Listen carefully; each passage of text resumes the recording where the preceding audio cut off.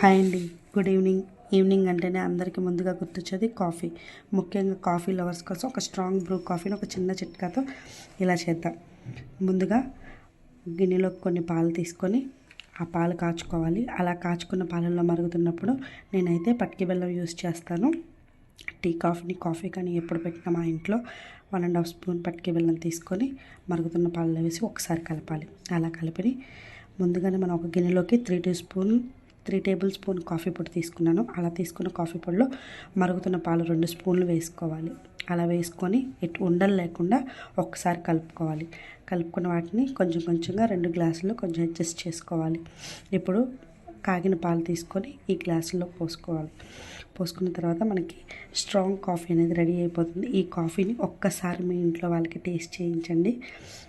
చాలా బాగుంది అంటారు. ఎప్పుడు పెట్టుకునే విధంగా కాకుండా ఇలా కొత్తగా ట్రై చేస్తే చాలా బాగుంటుంది.